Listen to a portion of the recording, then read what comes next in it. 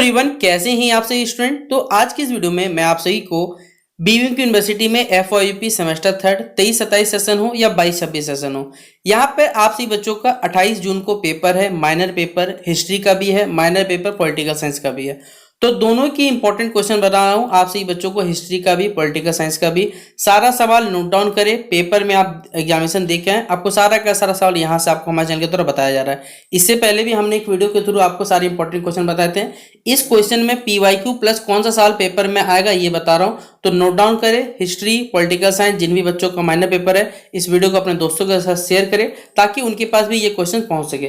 तो चलिए वीडियो को हम लोग शुरू करें। वीडियो पसंद आए लाइक करें, शेयर करें, चैनल पर न्यू है सब्सक्राइब करें, और डिस्क्रिप्शन बॉक्स में Telegram, Facebook, Twitter, Insta link available है, जहाँ फॉलो करना चाहे कर सकते हैं। ठीक है, सबसे पहले हम लोग डिस्कस करेंगे हिस्ट्री का क्वेश्चन पेपर, यानी MN1B या जिसे आप MN2 के नाम से जानते हैं। हिस्ट्री का क्वेश्चन पेपर है, 22-26 सेशन का ये क्वेश्चन है, 75 नंबर का पेपर है, समय 3 घंटे मिलता है, आपको मालूम होगा। ग्रुप ए आपका रहता है 15 नंबर, माफ करिए 15 नंबर बोल रहा हूँ। ग्रुप ए रहेगा आपका 15 नंबर में आ जाएगा। ग्रुप बी बोलिए भैया कितना नंबर का है, भैया ग्रुप बी आएगा 60 नंबर, टोटल 75 हो जाएगा ओवरऑल आपका। तो ग्रुप ए में देखिए पहला जो क्वेश्चन है, यहाँ 5 क्वेश्चन एक एक नंबर का पूछा हुआ है, सब छोटा छोटा है। डिफाइन खुतबा, खुतबा क्या होता है इसे परिभाषित करें। या व्हाट डू मीन बाय जजिया, तो जजिया आपको मालूम एक प्रकार का टैक्स होता था, तो जजिया से आप क्या समझते लिख सकते हैं। अगला क्वेश्चन है Babur defeated which ruler in the first battle of Panipat.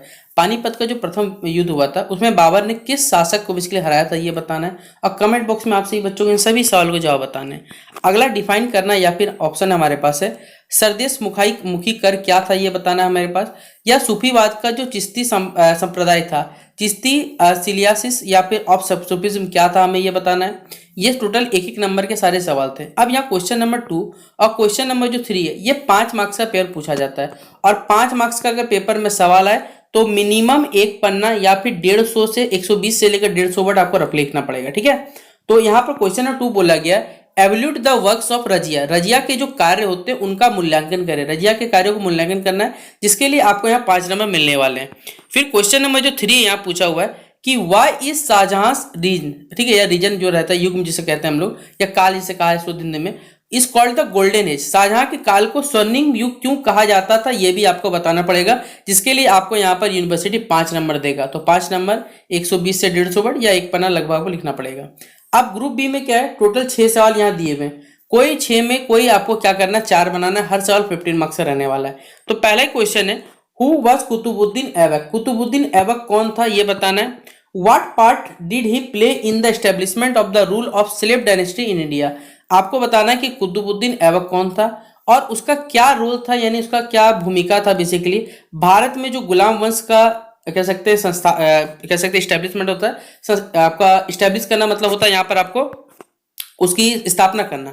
उसकी स्थापना में उसका क्या रोल था ये बताना कुतुबुद्दीन ऐबक का, जिसलिए आपको यहाँ पर 15 नंबर यूनिवर्सिटी देगा। और 15 नंबर मतलब होता है मिनिमम 3 पन्ना टू द पॉइंट लिखिएगा तो हिसाब 3 नंबर, लेकिन अगर टू द पॉइंट नहीं लिखिएगा, कुछ भी अगर लिखना चाहते हैं तो मिनिमम 4 से 5 पन्ना को लिखना पड़ेगा।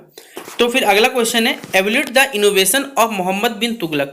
मोहम्मद बिन तुगलक के जो नवीन सुधारों थे उनका आपको यहाँ वर्णन करना है। तो evaluate the innovation of Mohammad bin Tughlaq, या फिर अगर 5 नंबर सवाल में यहाँ 2 क्वेश्चन दिया हुआ, अथवा में या फिर ये लिख सकते हैं कि discuss the achievement of Firoz Shah Tughlaq. Firoz Shah Tughlaq का जो कार्य थे उनकी आपको यहाँ पर समीक्षा करनी हो ये बताया हुआ है। तो दोनों में से कोई एक सवाल आप लिख सकते हैं, आपकी इच्छा।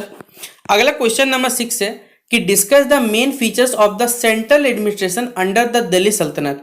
दिल्ली सल्तनत के अंतर्गत जो बेसिकली हमारा केंद्रीय प्रशासन था उसकी प्रमुख जो विशेषताएं उनका यहाँ पर आपको विवेचना करना है, बताना है। तो discuss the main features of the central administration under the Delhi Sultanate. Question number 7 है assess Babur roles as founder of the Mughal empire in India. आपको मालूम है भारत में मुगल साम्राज्य के संस्थापक रूप में बाबर का योगदान माना जाता है कि हमारे भारत में मुगलों आए थे बाबर की वजह से, सामान के चलिए आप लोग, ठीक है, कि उनका योगदान के कारण क्या योगदान था, तो भाई कोई योगदान नहीं था, ये लोग सब लुटे रहे थे। ठीक है, तो इसलिए इन लोगों को आप लोग समझ सकते हैं आपकी भावनाएं। तो 15 नंबर यहाँ पर आएगा पेपर में, आप लिख सकते हैं सवाल को। 2 क्वेश्चन और रहता है जिसमें आपको पूछा गया अकबर की धार्मिक नीतियों का मूल्यांकन करें, यानी evaluate the religious policies of Akbar. 15 number इसके लिए मिलने वाला है। और क्वेश्चन नंबर 9 था हमारे पास evaluate the works of Shivaji as the builder of the यहाँ पर मराठा स्टेट, या फिर हमारे कह सकते हैं मराठा साम्राज्य में कि निर्माता में छत्रपति शिवाजी महाराज जी का उपलब्धियों का यहाँ मूल्यांकन करना है। तो आप सही बच्चे 15 नंबर के सवाल में इस सवाल को भी लिख सकते हैं। यहाँ टोटल 6 सवाल आता है ग्रुप बी में, तो 6 में कोई 4 सवाल लिख दीजिएगा, 60 नंबर आपको मिल जाएगा। तो ये आपको यहाँ से सवाल पूछेगा, याद रखिएगा। माइनर पेपर हिस्ट्री में ये सब सवाल फिक्स रहेगा। आपको उनका सवाल फिक्स रहेगा। एक मराठा स्टेट पूछा जाएगा आपको यहाँ पर, एक आपको आ सकता है यहाँ पर, देखिए कौन है, ये वाला क्वेश्चन कुतुबुद्दीन ऐबक वाला क्वेश्चन फिक्स रखिएगा। और एक फिक्स रख सकते हैं आप दिल्ली सल्तनत वाला, ठीक है। दिल्ली सल्तनत के अंतर्गत जो केंद्रीय प्रशासन की प्रमुख विशेषताएं थी उनका विवेचन करना, ये पूछा जाएगा। तो ये कुछ सवाल जो रहेंगे आपको माइनर पेपर हिस्ट्री के लिए फिक्स है, जो पेपर में आ सकता है, ठीक है। तो जो भी बच्चों ने माइनर पेपर हिस्ट्री रखा होगा इस वीडियो को शेयर करें, और इससे पहले भी शायद 2 या 3 वीडियो अवेलेबल चैनल पर जाकर देखिए और उनको भी शेयर कर दिए अपने दोस्तों को, ठीक है। तो अगला क्वेश्चन है हमारे पास है वो माइनर पेपर पॉलिटिकल साइंस का। जो भी बच्चों ने पॉलिटिकल साइंस रखा हुआ है उनका क्वेश्चन है 22-26 सेशन 75 नंबर, 3 घंटा। सेम इसी तरह यहाँ इनको देखिए ऑब्जेक्टिव पूछा हुआ है कि who is the chairperson of national human rights commission of India in 1923। अभी इनका नहीं, 1923 का चेयरमैन बताना है किसका, national human rights commission of India, ठीक है। 4 ऑप्शन या 3 ऑप्शन कितने दिए, देखिए 3 और 4 ऑप्शन दिए गए।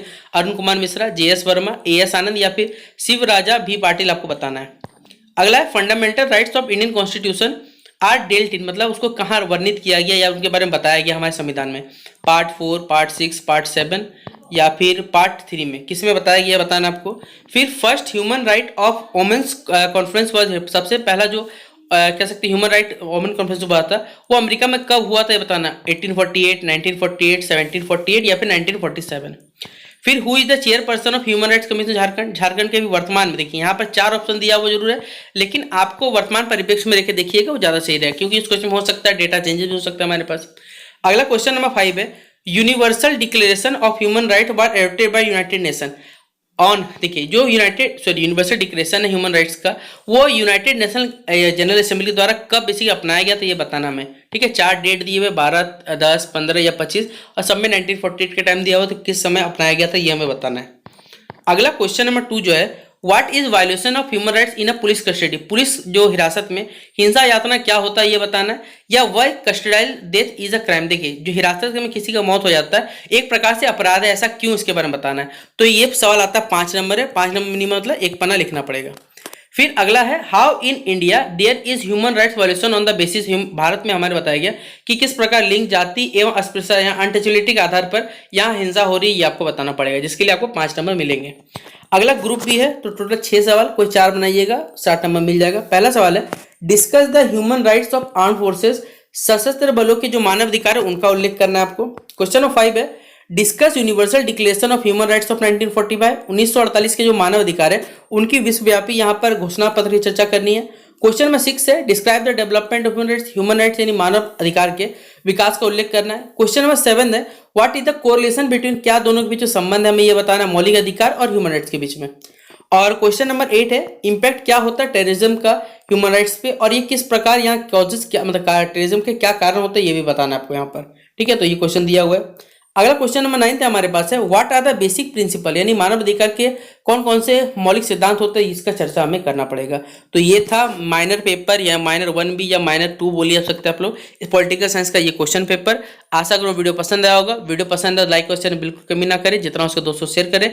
तब तक के लिए जय हिंद, जय भारत और बेस्ट विषय आप सभी बच्चों एग्जामिनेशन के लिए।